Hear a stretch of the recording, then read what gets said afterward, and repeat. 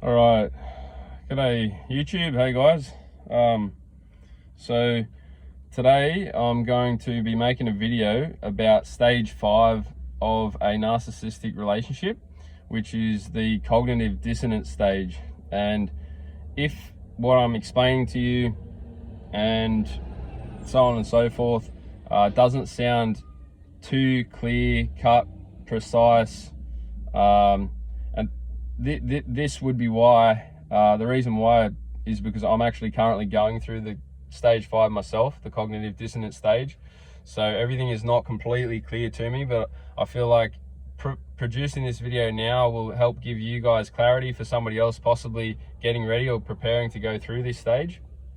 And so with that said, I'm going to share my real life journey and experiences that I have to help guide you and to try and help you if you're struggling with one of these relationships or trying to create a plan to actually get out of it, because you do need to create a plan. I've had a plan in place for 1 year that I've been slowly ticking off all the boxes and all the things that I needed to do to try and execute the plan. And yeah, so basically as of 2 weeks ago, I started to go pretty much no contact. Not no contact yet, but I've started to set pretty strong boundaries in place. So when the narcissist tries to call me, I'll just ignore it completely. I won't respond to it. And the last 2 weeks I've been doing exactly that. And what I found is that the narcissist has been trying to get to me through flying monkeys, which is a term that's used to identify the people that the narcissist surrounds themselves with. So these are people that pretty much just work for them. They're non-paid helpers. It could be people like, could be family members, could be, like husbands, children, people that work for them, around their home or their office or those sorts of things. And so I've found that, he's, tried to get through me, tried to get to me through flying monkeys, because I've just been ignoring the narcissist myself. And so that's the only way that they can try to get through to you, through other people. And so what's happened the past couple of weeks is that he's tried to get through to me through another family member, from which that failed. I mean, he did get through to me, but ultimately that failed. He tried to get to me via an email, so purchasing a thing at a shop and giving them my phone number or my email address, so a receipt comes up. And the reason that they do these things is because they just want to get back into your mind. They just want to get back into your mind, even if it's for a second, day, year, month. They just want to get back into your head, back into your mind, whichever way that they can possibly do it. And that's what it's about. And obviously we're trying to get them out of our mind. We don't want any of that. We don't want nothing to do with that. That's the ultimate goal for us. So another thing that was done by my narcissist was that he actually diverted my mail. So my mail that I got at my house, he actually diverted to his own PO box. And not only did he do that to my mail, he actually did that to my wife's mail as well. I know, right? Sounds crazy, sounds absurd. Like, why would you do that? Why would someone do that? The reason someone would do that is because they want to track, they want to see what mail we're getting, like to find out information, to gather information about us. And that's what it's about. The narcissist wants to know as much information as they can about you, so that then they can use that against you in further situations or circumstances that will help to use you to benefit their life. And so it basically got to the point where I'd ignored my narcissist for about 10 days straight. And what they did was they actually came to my physical home and actually visited, unannounced visit, which obviously you can imagine wasn't nice, wasn't appreciated, but it happened. And that's what it had to come to for them to, get to me. They actually had to physically come and try and get me. But all praise, honor, and glory goes to God, goes to the Most High, because it happened to be on a Sunday when myself and my family go to church. So it came early in the morning. It's at 6:30 a.m. We get up early anyway, so it's not a big deal. But fortunately, he wanted to stick around, and we were able to escape because we had to go to church. And the narcissist, that's the last place they would go, because they would feel convicted immensely once they go to church. And so, yeah, it's not a place that a narcissist would feel comfortable, that's for sure. So all praise, honor, and glory goes to God for that, for protecting me and protecting my family again. And that was awesome. But so pretty much what he was trying to do, or what they try to do to you, is they try to hoover you. So usually a narcissist will actually discard you. So after the love bomb / euphoric stage, which is stage 1, the second stage is the devaluation stage. And this is a stage that they can keep you in for, you could be trapped in this stage for 5 years, 10 years, 20 years, 50 years. That's how long they could keep you in it.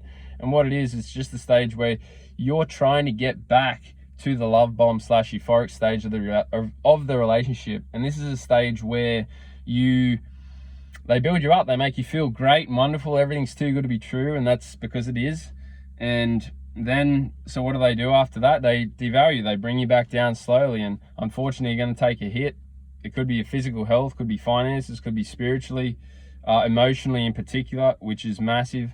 It will take a hit on you emotionally, which is, in my opinion, probably the worst of all of them. And so, yeah, if they haven't discarded you already, you know, and you're the one that's actually trying to walk away from it, this video will just help you to formulate a plan and to understand maybe some of the things you're going through whilst going through stage 5, which is the cognitive dissonance stage. So during this stage 2, you'll question yourself a lot. Like, you'll look back at your relationship and even past relationships too, and you'll question yourself a lot on certain relationships you've had with people. And you're going to have to come to terms with and accept a lot of what you thought was real really wasn't. And it's hard, and it's, you know, it's upsetting, and that's kind of what you have to do. You got to go down that road and that journey, and just learn to accept these things, because that person didn't really love you like you thought that they did. They really didn't. The narcissist doesn't have the actual ability to love. So they never loved you. They never cared about you. They never had your best interests truly at heart. If you really think back, they never really went out of their way to try and do something that directly benefited you or directly helped you in some way or other, shape or form. It was always going to be, even if they did you a favor or something nice for you, that was then something that had to be returned. You know, like, you had to do certain things for them in return. It wasn't just going out of their way to do something nice for you. So there's a lot of things that you got to come to terms with and learn to accept. I'll probably make another video just based on that. And yeah, with all that said, I'm nearly at the break free stage. We're nearly there. We've got man, probably a couple of months left on the plan.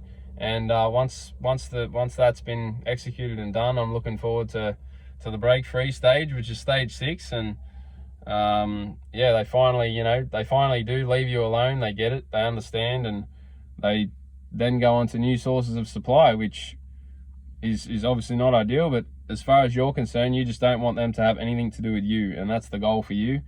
And then stage 7 after that, that's the healing stage, and that's a stage where I kind of experienced some of those things at the moment, like stage 5, 6, and 7. And that's where you slow your life down.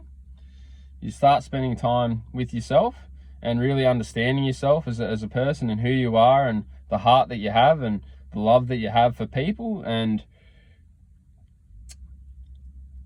yeah, you just get to spend a lot of time with yourself and introspect and understand and learn what happened and what went on. And I think it's important to realize that, and to really focus on what happened, and learn to accept it and learn from it and grow from it and understand.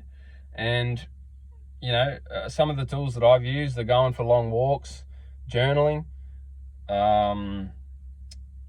stonewalling. So like, if for some reason you do have to come in contact with the narcissist again, which hopefully you don't, but if you do, you just give them a short answer, a short response, and that's it. There's no emotions attached to it. There's none of that. And so yeah, that's pretty much all I wanted to cover for this particular video. So there will be some other videos still, you know, about the cognitive dissonance stage, and stay tuned, and I hope to share a lot of gems with you that can ultimately hopefully help you, because I think through education that's going to be the main thing that's going to help you on your journey. So with all that said, have a great rest of your day, evening, morning, and I'll see you in the next video.